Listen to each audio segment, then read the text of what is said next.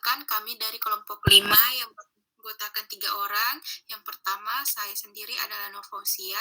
Yang kedua, ada saudari Nurul Pratiwi. Dan yang ketiga, ada Salitza Rizky Tahira. Kali ini kami akan mempresentasikan tentang metode forward chaining. Yang pertama akan dijelaskan oleh saudari Nurul Pratiwi. Terima kasih kepada Saudari Nur Fauzia. Saya akan menjelaskan mengenai pengertiannya.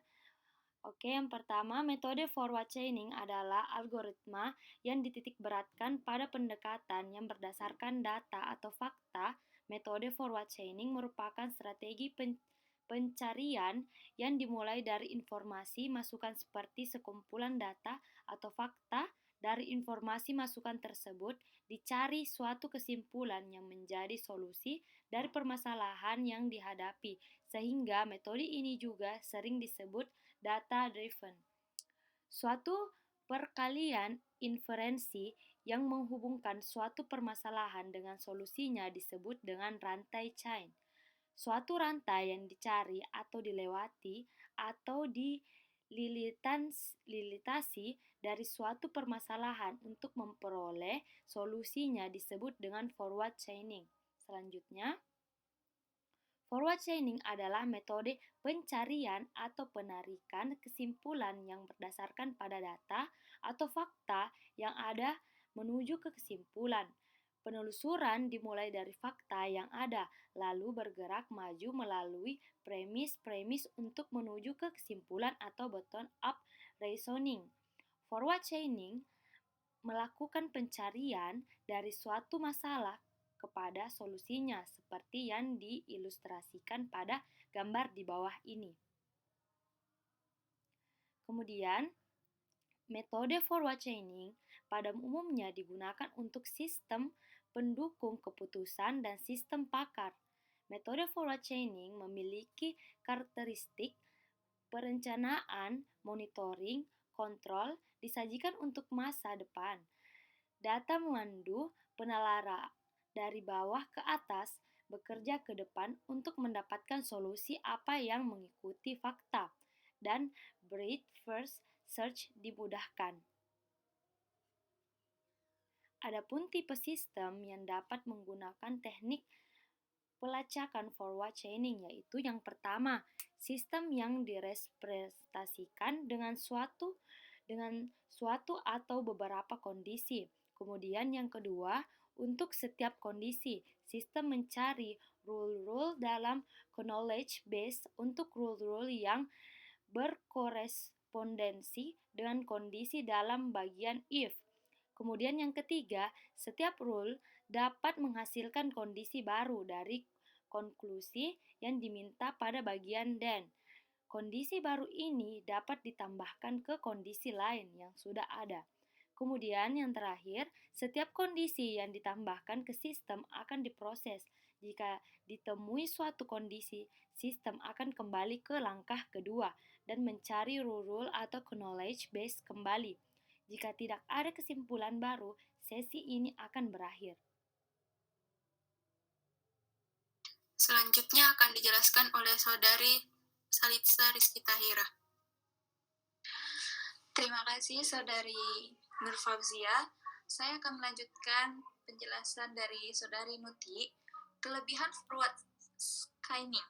Kelebihan utama forward scanning yaitu metode ini akan bekerja dengan baik ketika masalah bermula dari mengumpulkan dan menyatukan informasi, lalu kemudian mencari kesimpulan apa yang dapat diambil dari informasi tersebut.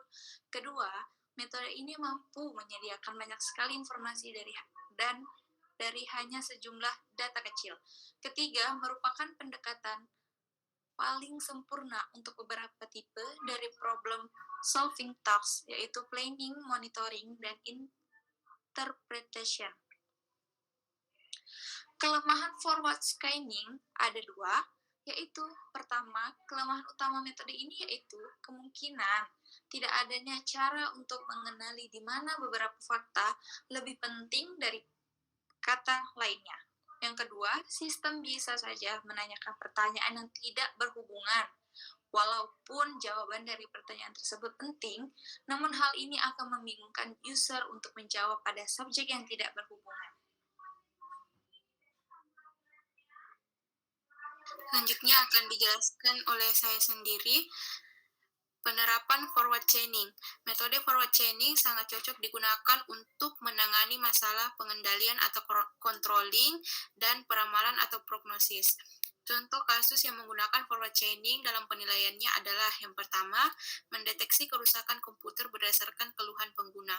Yang kedua, menentukan penyakit berdasarkan gejala yang dialami dan lain-lain. Jika ingin membuat sistem menggunakan penerapan perhitungan forward chaining, maka langkah-langkah yang harus disiapkan adalah yang pertama, mencari pakar yang sesuai dengan tema sistem yang akan dibuat. Yang kedua, mendapatkan data, hipotesa, atau konklusi atau kesimpulan sesuai bidang ahli si pakar. Yang ketiga, mendapatkan data premis atau gejala atau evidence pada setiap hipotesa. Yang keempat, mendapatkan data rule atau aturan dari pakar berdasarkan data premis. Yang kelima, setelah mendapat semua data yang dibutuhkan, langkah selanjutnya adalah menghitung data tersebut ke dalam teori forward chaining, sehingga menjadi konklusi atau kesimpulan paling tepat dengan berdasarkan premis inputan user. Nah, di sini saya akan menjelaskan contoh perhitungan kasus yang menggunakan metode forward chaining. Di sini ada semacam alat pendeteksi, kayak sistem pendeteksi penyakit jerawat. Di sini ada kode penyakit dan nama penyakitnya. Selanjutnya ada kode gejala dan nama gejalanya. Lalu di sini adalah aturan atau rule dari metode forward chaining yang telah digambarkan tadi pada pohon keputusan. Ini adalah pohon keputusannya.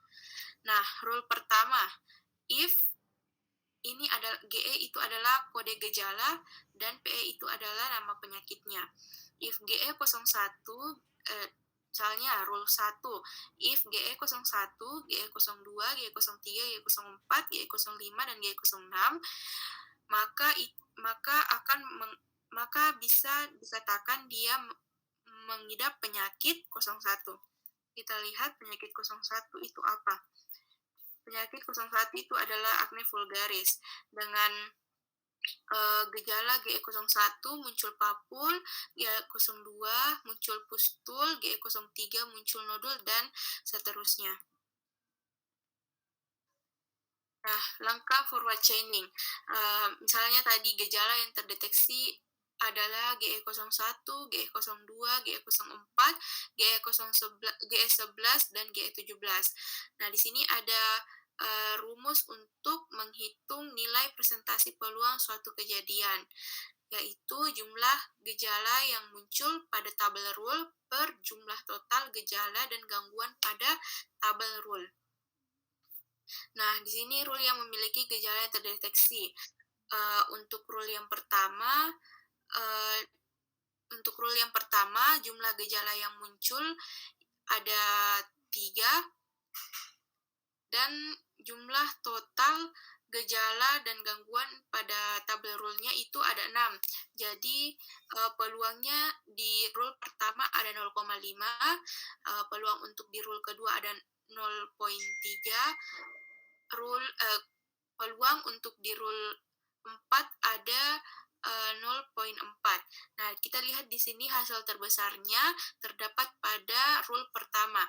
Jadi bisa disimpulkan bahwa pada rule pertama dengan if atau gejala GE01, GE02, GE03, GE04, GE05, dan 06, dan selanjutnya dia akan menghasilkan putusan bahwa dia mengidap penyakit 01, yaitu acne vulgaris. Terima kasih.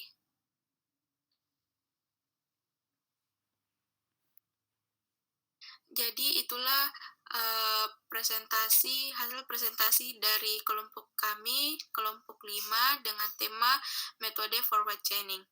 Terima kasih.